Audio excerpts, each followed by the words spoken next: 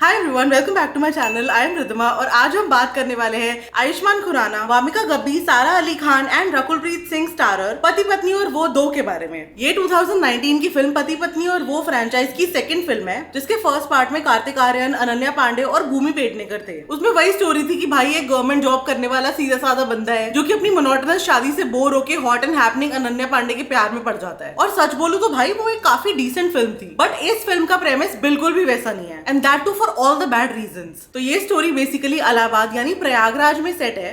गुरु बच्चन साहब के शहर से हैं हम, जहां आयुष्मान खुराना यानी प्रजापति पांडे एक फॉरेस्ट ऑफिसर है जो अपनी वाइफ अपर्णा यानी वामिका गब्बी के साथ रहता है। अपर्णा एक लोकल चैनल में न्यूज रिपोर्टर है, लेकिन उसकी दोस्त रकुलप्रीत यानी नीलोफर प्रजापति पांडे के डिपार्टमेंट में काम करती है और उसके ऊपर नजर भी रखती है। खातून कौन थी? Who was the ladies? काफी धीरे धीरे स्टोरी आगे बढ़ती है और सिचुएशन कुछ ऐसी बनती है जिसकी वजह से और भी बहुत सारे कैरेक्टर्स पिक्चर में आ जाते हैं, इंक्लूडिंग सारा अली खान, जिसको अपेरेंटली किसी रीजन की वजह से प्रजापति पांडे की गर्लफ्रेंड होने का नाटक करना पड़ता है। अब इन्हीं सब चीजों की वजह से एक के बाद एक कोई ना कोई कंफ्यूजन क्रिएट होती रहती है और अपर्णा और प्रजापति की लाइफ में काफी रायता फैल जाता है। कहीं नॉनवेज तो नहीं खाने लगे पांडे जी? अब क्योंकि इस फिल्म में 3 एक्ट्रेसेस हैं, तो पहली को लगता है कि प्रजापति का चक्कर दूसरी के साथ है, दूसरी को लगता है कि तीसरी के साथ है, and the mess just keeps getting versed with each passing second. So much so कि एक टाइम पे तो भाई ये मूवी अनबेरेबल लगने लगती है। और भाई अगर ये अच्छी है तो वो कपिल शर्मा की 3 बीवियों वाली फिल्म कौन सी बेकार है, क्योंकि इवेंचुअली प्लॉट तो सबका सेम ही है। और क्या एक से बढ़कर एक ओवर एक्टिंग की मूर्त मिलेगी आपको इस फिल्म में, उसके बारे में तो बात ही क्या करें। तो पुलिस में जाती इस हरपति एनिमल। और क्योंकि ये फिल्म प्रयागराज में सेट है, भाई यूपी की लैंग्वेज की तो क्या धज्जियां उड़ाई है इन लोगों ने। I swear it was so bad कि ऐसे लग रहा था कि अपने कैरेक्टर में भाई कोई एफर्ट डालने को राजी ही नहीं है। और वैसे सच बताऊं ना तो एक बार तो मैंने जरूर नोटिस किया है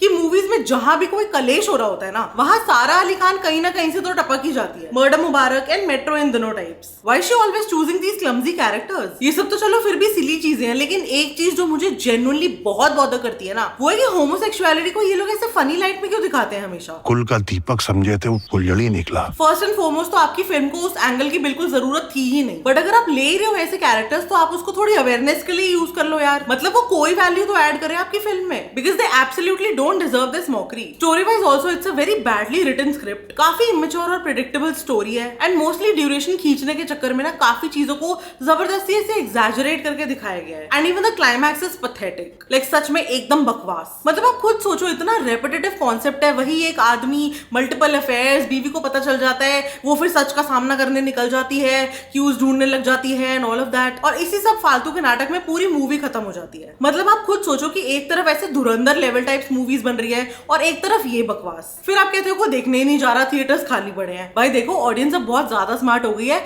आप ऐसी यूजलेस इमेच्योर क्रिंज उनको बिल्कुल भी नहीं बेच सकते हो। अब it's high time you accept it. Actors की बात करें तो देखो, शुरू से मुझे उम्मीद बिल्कुल भी नहीं थी इस फिल्म से, लेकिन मैं सिर्फ और सिर्फ आयुष्मान खुराना की वजह से ये मूवी देखने जाने वाली थी, बिकॉज मैंने ड्रीम गर्ल जैसी मूवीज भी उसकी वजह से देखी है, एंड टू बी ऑनेस्ट वो इतनी भी बेकार नहीं थी। बट यहाँ तो मेरे को लेजिट लग रहा है कि आयुष्मान को लेके इन्होंने एक्चुअली टैलेंट वेस्ट किया है पूरा। तो प्रजापति पांडे के कैरेक्टर के लिए Ayushmann Khurrana was in his true element. वही नॉर्मल फ्लैम्बॉयंट कैरेक्टर जो वो हमेशा प्ले करता है, थोड़े से जोक से इधर उधर मारता है, वही फनी कैरेक्टर, मतलब बिल्कुल जो आपने 1000 बार उसके मूवीज में देखा है। और यहाँ भी अपने रोल में he was decent, he was funny, one liners मारे उसने here and there, but the audience still expects a lot from him, and I think the makers did him really dirty by making him a part of this circus, like for real. Rakul Preet मुझे हर movie में जितनी irritating लगती है उससे 10 गुना ज्यादा लगी यहाँ पर, बिकॉज उसका कैरेक्टर ही ऐसा इंट्रूसिव बना रखा है ना कि भाई एक टाइम पे तो ऐसे लगेगा बहन चुप हो जा प्लीज, तू मत बोल। कीप कॉम बोल बोल के जान मसला पूरी करता है। पूरी मूवी में आई वाज लाइक भाई इतनी गुस्सू क्यों है ये बंदी। सच में इतना इरिटेटिंग कैरेक्टर बना दिया ना उसका कि इंसान से ही नफरत हो जाए, एंड टू बी ऑनेस्ट उसके कैरेक्टर की कोई जरूरत ही नहीं थी। There I said it. Wamiqa Gabbi को लास्ट मैंने भूल चूक माफ में देखा था, एंड वहां पर शी वाज प्रीटी डिसेंट, पर यहाँ पर तो मुझे समझ ही नहीं आया कि उसके साथ हुआ क्या, because she was not good. कहीं नॉनवेज तो नहीं खाने लगे Pandey ji? I really think सारा अली खान और रकुलप्रीत सिंह के एक्टिंग स्किल्स ने ऐसे रब ऑफ कर दिया है उसके ऊपर। Maybe that's why she like underperformed or something, but I don't know. I see a lot of potential in her, and I just hope कि आगे वो अच्छे प्रोजेक्ट्स में देखने को मिले। सारा अली खान ने तो एज यूजुअल काफी ओवर एक्टिंग करी ही है, और फिल्म में क्या भाई, वो तो प्रेस कॉन्फ्रेंसेस में भी ओवर एक्टिंग कर रही है।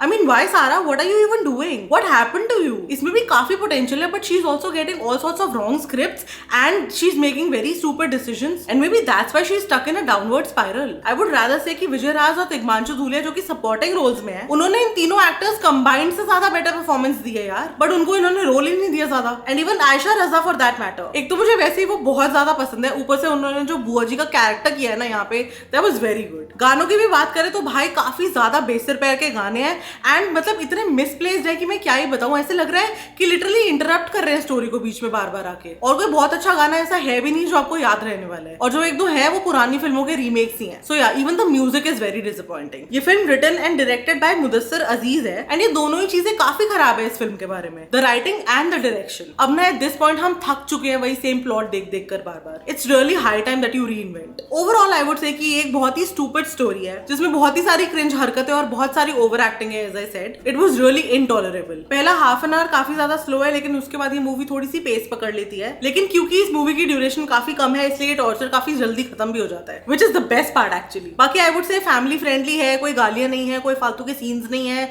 आप अनकंफर्टेबल नहीं होगे फैमिली के साथ जाओगे तो. और सिचुएशनल कॉमेडी भी ठीक ठाक है कहीं कहीं. तो अगर आपके पास पैसे और टाइम है बर्बाद करने के लिए तो आप डेफिनेटली जाओ ये मूवी थिएटर्स में देखने के लिए. अदरवाइज मैं तो कहूंगी कि अभी के लिए स्किप ही कर दो. रादर जब OTT पे आए तभी देख लेना, और मे बी नॉट. तो मेरी तरफ से पति पत्नी और वो दो को 2 on 5 स्टार्स, और वो भी मेनली आयुष्मान खुराना की वजह से, बिकॉज फीमेल कास्ट ने तो कोई कसर नहीं छोड़ी है इस मूवी को डुबाने में. हम है प्रजापति की प्रेमिका. Shame on you Pandey. पुरुष जात से ना भरोसा ही उठ गया हमारा. आप मुझे कमेंट्स में बताओ कि आपके क्या ओपिनियंस है इस मूवी के बारे में. एंड आई नो कि आज स्पिट्सविला का फिनाले है और मैं बहुत ज्यादा एक्साइटेड हूँ ऑलरेडी उसको देखने के लिए. But Shivam is already doing a main channel video on it, तो हम चुगली सेशन करेंगे post finale. Please stay tune for it, और तब तक के लिए मेरे चैनल को सब्सक्राइब कर लो ताकि मैं कम्युनिटी पोस्ट डालूं तो आपको पता चल जाए. और साथ में लगे हाथ इंस्टाग्राम पे फॉलो भी कर लेना. और अब हम जल्दी से मिलेंगे अगले वीडियो में. बाय.